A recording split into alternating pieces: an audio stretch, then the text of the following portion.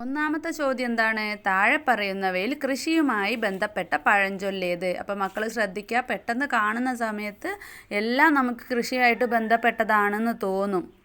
അപ്പോൾ കൃഷിയായിട്ട് ബന്ധപ്പെട്ട കുറച്ച് പഴഞ്ചൊല്ല് മക്കൾ നോക്കി വെക്കുക കേട്ടോ. അപ്പോൾ അതിൽ നമ്മൾ പാഠഭാഗത്ത് തന്നെ പഠിച്ചിട്ടുണ്ട്. വിത്താഴം ചെന്നാൽ പത്തായം നിറയും, അതാണ് ആൻസർ കേട്ടോ. അടുത്തത് നിങ്ങളുടെ ഒരു വേനൽ അനുഭവക്കുറിപ്പ് എഴുതാനാണ് പറയാം. അപ്പോൾ മക്കൾക്ക് മക്കളുടേതായ രീതിയിൽ എഴുതാം. ഞാനിവിടെ ഒരു ഉദാഹരണത്തിന് എൻ്റെ വേനൽ അനുഭവം. വേനൽക്കാലം എനിക്ക് വളരെ ഇഷ്ടമാണ്. കാരണം ഇഷ്ടം പോലെ കളിക്കാനുള്ള സൗകര്യമുണ്ട്. മരങ്ങളിലൊക്കെ നിറയെ പഴങ്ങളും ഉണ്ടാവും. നിറയെ പൂക്കളും തുമ്പികളും തെളിഞ്ഞ പുഴയും വേനൽക്കാലത്തിൻ്റെ പ്രത്യേകതയാണ്. എന്നാൽ വേനൽ കൂടുതൽ കടുക്കുന്നത് എനിക്കിഷ്ടമല്ല. കാരണം വെള്ളം കിട്ടാതെ എല്ലാവരും ബുദ്ധിമുട്ടും. മരങ്ങളും ചെടികളുമെല്ലാം ഉണങ്ങിപ്പോകും.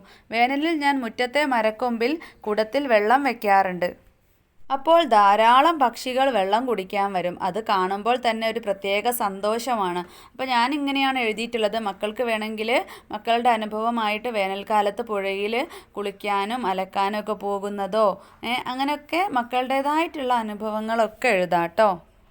അടുത്തത് ഒരു കളി വിവരണം എഴുതാനാണ്. അപ്പം നിങ്ങളൊരു കളിയെക്കുറിച്ച് എഴുതാൻ പഠിച്ചു വെക്കണേ. ഞാനിവിടെ പോലീസും കള്ളനും എന്നുള്ള കളിയെക്കുറിച്ചാണ് എഴുതുന്നത്. ഈ കളിയിൽ എത്ര പേർക്ക് വേണമെങ്കിലും പങ്കെടുക്കാം. എണ്ണിത്തിരിച്ച് പകുതി പേർ പോലീസായും പകുതി പേർ കള്ളനായും മാറണം. അതിനുശേഷം കള്ളന്മാരെ പിടിക്കലായി പോലീസുകാരുടെ പണി.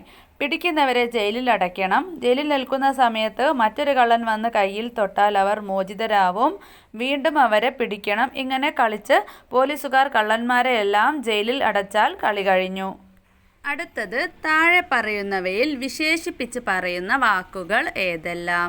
സുന്ദരിമുല്ല, കരയുക, ഓടുക, വമ്പത്തി ചെമ്പകം. അപ്പോൾ ഏതൊക്കെയാണ് മക്കളെ? സുന്ദരിമുല്ലയും വമ്പത്തി ചെമ്പകവുമാണ് അല്ലേ. അപ്പോൾ ആ പാഠഭാഗത്ത് നോക്കണം കേട്ടോ. വിശേഷിപ്പിച്ച് പറയുന്ന വാക്കുകൾ എന്ന് പറഞ്ഞാൽ എന്താണ്? ഒരു വാക്കിനെ ഏതെങ്കിലും മറ്റൊരു വാക്ക് കൊണ്ട് അല്ലേ അതിനൊന്ന് ഭംഗി കൊടുത്ത് അല്ലെ ഊന്നൽ കൊടുത്ത് പറയുന്നതിനാണ് നമ്മൾ എന്ത് പറയുക? വിശേഷിപ്പിച്ച് പറയുക എന്ന് പറയും അല്ലേ. മുല്ലയെ സുന്ദരി മുല്ല എന്ന് പറയുമ്പോൾ അതിനൊരു പ്രത്യേകത അല്ലേ, അതാണ് വിശേഷിപ്പിച്ച് പറയുക എന്ന് പറയുന്നത് കേട്ടോ. അടുത്തത് താഴെ പറയുന്നവയിൽ കുഞ്ഞു പൂമ്പാറ്റ എന്നർത്ഥം വരുന്ന വാക്ക് ഏത്? ഏതൊക്കെ അവിടെ തന്നിട്ടുള്ളത്? വമ്പത്തി പൂമ്പാറ്റ, കുഞ്ഞിപ്പൂമ്പാറ്റ, നർത്തകി പൂമ്പാറ്റ, മഴവിൽ പൂമ്പാറ്റ. ഏതാണ്? കുഞ്ഞു പൂമ്പാറ്റ എന്ന് പറയുമ്പോൾ കുഞ്ഞിപ്പൂമ്പാറ്റ. ഇനി ഡാൻസ് കളിക്കുന്ന പൂമ്പാറ്റ എന്നാണെങ്കിലോ നൃത്തം ചെയ്യുന്നതാണെങ്കിലും നർത്തകി പൂമ്പാറ്റ. അങ്ങനെ കേട്ടോ. അടുത്തത് ജീവചരിത്ര കുറിപ്പ് തയ്യാറാക്കാനാണ്. അപ്പം മക്കൾക്ക് പേരും അത് അവരുടെ ആരുടേതാണോ തയ്യാറാക്കേണ്ടത് അവരുടെ വിശദീകരണം കൊടുക്കും, ഡീറ്റെയിൽസ് കൊടുക്കും. പേര് ജനാർദ്ദനൻ, തൂലികാനാമം ജനു, ജനനം 1959 സെപ്റ്റംബർ 1, കണ്ണൂർ ജില്ലയിലെ പേരാവൂരിനടുത്ത്. കൃതികൾ: ഭൂമിയിലെത്തിയ വിരുന്നുകാർ, ഫീലിയാസ് ഫോഗിൻ്റെ ലോക പര്യടനം, സൂര്യനെ തൊടാനായി, പയറുമുതിരയായ കഥ, ആനയും തയ്യൽക്കാരനും. അപ്പം കുറച്ച് ഡീറ്റെയിൽസ് തന്നാൽ മക്കളതൊരു ജീവചരിത്ര കുറിപ്പാക്കിയിട്ട് എഴുതണം. അപ്പം നമുക്കൊന്ന് എഴുതി നോക്കാം. ജനു ജീവചരിത്ര കുറിപ്പ്. ജനു എന്ന തൂലികാനാമത്തിൽ ബാലസാഹിത്യ രചനകൾ നടത്തുന്നു. പൂർണ്ണനാമം KB ജനാർദ്ദനൻ എന്നാണ്. കണ്ണൂർ ജില്ലയിലെ പേരാവൂരിനടുത്ത് 1959 സെപ്റ്റംബർ 1 ജനിച്ചു. ഭൂമിയിലെത്തിയ വിരുന്നുകാർ, ഫീലിയാസ് ഫോഗിൻ്റെ ലോക പര്യടനം, സൂര്യനെ തൊടാനായി, പയറുമുതിരയായ കഥ, ആനയും തയ്യൽക്കാരനും തുടങ്ങിയവയാണ് പ്രധാന കൃതികൾ. അപ്പോൾ ഇതുപോലെ തന്ന സംഭവം തന്നെ ഒന്ന് വിസ്തരിച്ച് എഴുതുകയെന്ന് അറിയില്ലേ, ഒന്ന് റെഡിയാക്കി എഴുതുക കേട്ടോ. അടുത്തത് ഏതെങ്കിലും ഒരു വായ്ത്താരി എഴുതാൻ ഒരു സന്ദർഭം വന്നാൽ മക്കൾ 2-3 വായ്ത്താരി നോക്കി വെക്കുക കേട്ടോ. പാഠഭാഗത്ത് നമ്മൾ എടുത്തിട്ടുണ്ടല്ലോ. തിന്തക തിന്തക തിന്തക തിന്തക തിന്തക തിന്തക തിന്താരം. ഇനി അക്ഷരാവർത്തനം വരുന്ന ഒരു കവിത എഴുതാനാണ്. അപ്പം നമുക്ക് ഏതെഴുതാം? കുഞ്ചിയമ്മയ്ക്ക് 5 മക്കളാണ്, അഞ്ചാമൻ ഓമന കുഞ്ചുവാണ്, പഞ്ചാര വിറ്റു നടന്നു കുഞ്ചു, പഞ്ചാര കുഞ്ചുവെന്ന് പേരു വന്നു. അപ്പം ഇതുപോലെ മക്കൾക്ക് അക്ഷരാവർത്തനം വരുന്ന മറ്റ് 4 വരികളും എഴുതാട്ടോ. ചിലപ്പോൾ അതിൽ തന്നെ ചോദിക്കും, എന്തുകൊണ്ടാണ് കവിതയിൽ ഇങ്ങനെ അക്ഷരങ്ങൾ ആവർത്തിച്ച് വരുന്നത്? എന്തുകൊണ്ടാണ് മക്കളെ? കവിതയ്ക്ക് ഒരു ഭംഗി കിട്ടാൻ വേണ്ടിയിട്ടാണ് അല്ലേ. അടുത്തത് കൂടുണ്ടാക്കുന്ന ജീവികൾ ഏതെല്ലാം? അപ്പം നിങ്ങൾക്ക് അറിയുന്നത് എഴുതുക കേട്ടോ. കുരുവി, കാക്ക, ഉറുമ്പ്, തേനീച്ച, വേട്ടാളൻ, കടന്നൽ, മനുഷ്യൻ അല്ലേ. അടുത്തത് കൂട്ടായി ചെയ്യുന്ന ജോലികൾ എന്തെല്ലാം? പാടത്ത് ഞാറ് നടുന്നത്, ഉത്സവം നടത്തുന്നത് അല്ലേ. ഇനി ഒറ്റയ്ക്ക് ചെയ്യുന്ന ജോലികൾ ഏതെല്ലാം? അടിച്ചുവാരൽ, മീൻ വിൽപ്പന, ചുമടെടുക്കൽ, പത്രവിൽപ്പന, ഡ്രൈവിംഗ് പോലുള്ളവ അല്ലേ? ഇനി വീടുപണിയുമായി ബന്ധപ്പെട്ട വാക്കുകൾ ഏതെല്ലാം? തറകെട്ടൽ, കെട്ടിള വയ്ക്കൽ, തേപ്പ്, പെയിൻ്റ് അടി, ഷീറ്റിടൽ, ടൈലിടൽ, വയറിങ്, പ്ലംബിങ് അല്ലേ? പിന്നെന്തൊക്കെ? ഭിത്തി കെട്ടൽ, ഓട് മേയൽ, അങ്ങനെ ഒരുപാട് എഴുതാട്ടോ. ഇനി പണി ഉപകരണങ്ങൾ ഏതെല്ലാം? തൂമ്പ, ചട്ടി, കുട്ട, ചുറ്റിക, ഡ്രില്ലിംഗ് മെഷീൻ, ഉളി തുടങ്ങിയവ.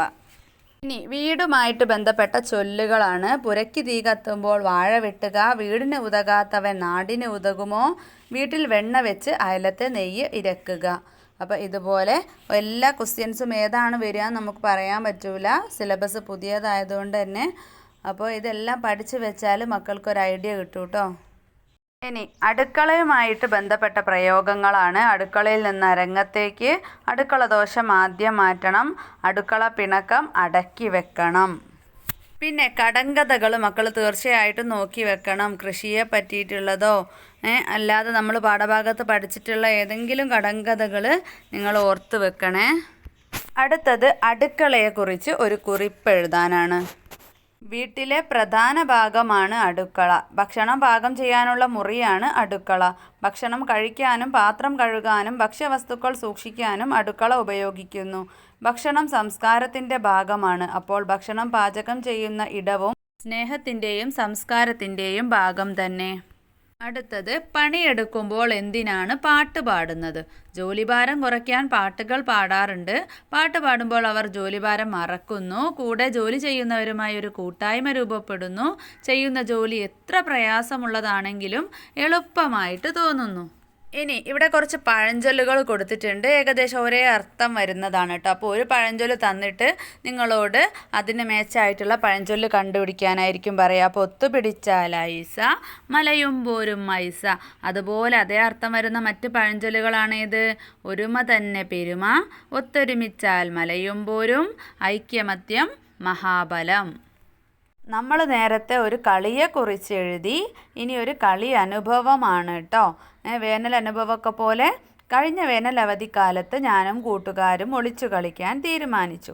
ഞാനായിരുന്നു എണ്ണാൻ. എല്ലാവരെയും കണ്ടുപിടിച്ചു. ആദ്യം കണ്ട അമ്മുവായി പിന്നീട് എണ്ണാൻ. ഞാൻ പോയി ഒളിച്ചത് ഒരു കടന്നൽ കൂടിൻ്റെ താഴെയായിരുന്നു. കൂട് തട്ടി ഒന്നാകെ ഇളകി. ഞങ്ങൾക്കെല്ലാവർക്കും കുത്തുകിട്ടി. പിന്നെ ഒരു നിമിഷം അവിടെ നിൽക്കാതെ വീട്ടിലേക്ക് ഓടി. ഇനി മക്കൾ നോക്കിക്കേ, പിരിച്ചെഴുതിയത് അല്ലേ? രണ്ട് വാക്കുകൾ ചേരുമ്പോൾ ഒരൊറ്റ വാക്കാവുമ്പോൾ എന്താ സംഭവിക്കുന്നത്? പിന്നെ കുതിരത്തല എന്നുള്ള താക്ക് കട്ടി കൂടുന്നു അല്ലേ? രണ്ട് താ. അതുപോലെ ഇതൊന്ന് നോക്കി വെക്കുക കേട്ടോ. ചിലപ്പം നേരെ കുതിര പ്ലസ് തല എന്താ എഴുതാനായിരിക്കും തരിക, അല്ലെങ്കിൽ കുതിരത്തല തന്നിട്ട് പിരിച്ചെഴുതാനായിരിക്കും തരിക. അപ്പോൾ എന്തൊക്കെ ഇവിടെ എഴുതിയിട്ടുള്ളത്? കുതിര പ്ലസ് തല കുതിരത്തല, ഒഴിവ് പ്ലസ് കാലം ഒഴിവുകാലം, മരം പ്ലസ് കാല് മരക്കാല്, വർണ്ണ പ്ലസ് കടലാസ് വർണ്ണക്കടലാസ്, കടലാസ് പ്ലസ് ഒട്ടിച്ചു കടലാസ് ഒട്ടിച്ചു, കതിര് പ്ലസ് കാല് കതിരുകാല്, തോളിൽ പ്ലസ് ഏറ്റി തോളിലേറ്റി, വഴിയിൽ പ്ലസ് എല്ലാം വഴിയിലെല്ലാം. പിന്നെ മക്കൾക്ക് വരാൻ സാധ്യതയുള്ളതാണ് ഏതെങ്കിലും ഒരു ചിത്രം തരും. അതിനെ അടിസ്ഥാനമാക്കിയിട്ട് വിവരണം എഴുതാൻ, അതിലെന്തൊക്കെയാണ് ഉള്ളതെന്ന് എഴുതിയാൽ മതി കേട്ടോ. അടുത്തത് മഴയുടെ വരവ് ചുറ്റുപാടിലും വരുത്തിയ മാറ്റങ്ങൾ എന്തെല്ലാം? മഴ പെയ്യുമ്പോൾ വെള്ളം കെട്ടിക്കിടക്കും, ചളിവെള്ളമുണ്ടാവും, തോടും പുഴയും നിറഞ്ഞൊഴുകും, മണ്ണ് പൊതിർന്നു കിടക്കും, മേഘങ്ങൾ കറുക്കും, മഴ പെയ്യുമ്പോൾ തണുത്ത കാറ്റ് വീശും അല്ലേ? ഇതുപോലെ മക്കൾ ചിലപ്പോൾ നോട്ട് പുസ്തകത്തിൽ എഴുതിയിട്ടുണ്ടാവും കേട്ടോ. അത് നോക്കിയിട്ട് പഠിച്ചു വയ്ക്കാം. അടുത്തത് മഴക്കാഴ്ചകൾ എന്തെല്ലാം? ആകാശം മുഴുവൻ കറുക്കും, ഇരുണ്ട മേഘങ്ങൾ, കിളികൾ കൂട് തേടി പറക്കുന്നു, മരങ്ങൾ ആടി ഉലയുന്നു, കാറ്റ് വീശുന്നു, തവളകൾ കരയുന്നു, മഴ പെയ്യുമ്പോൾ ജനാലയിലൂടെ കൈകൾ പുറത്തേക്ക് നീട്ടി കുട്ടികളൊക്കെ മഴ നനയുന്നു, നല്ല തണുപ്പായിരിക്കും, തോട്ടിലെല്ലാം വെള്ളം നിറയും, മഴയ്ക്ക് ശേഷം കുറച്ച് പൂക്കൾ കൊഴിഞ്ഞു വീഴും. അടുത്തത് മഴക്കളികളാണ്. തോണിയുണ്ടാക്കി കളിക്കും, മഴയത്ത് ഓടിക്കളിക്കും, മഴയത്ത് ഫുട്ബോൾ കളിക്കും, വെള്ളം തെറിപ്പിച്ച് കളിക്കൽ, കുട വീശി കളിക്കൽ, മഴയത്ത് ഡാൻസ് കളിക്കൽ. ഇനി നമുക്ക് ഒരു വായനാക്കുറിപ്പ് പ്രതീക്ഷിക്കാം. അപ്പം നിങ്ങൾ ചിലപ്പോൾ ഒരു കഥ തന്നിട്ടായിരിക്കും, അല്ലെ നിങ്ങളുടെ പാഠഭാഗത്തിൽ ഏതെങ്കിലും ഒരു കഥയോ കവിതയോ ഒക്കെ ആയിരിക്കും കേട്ടോ.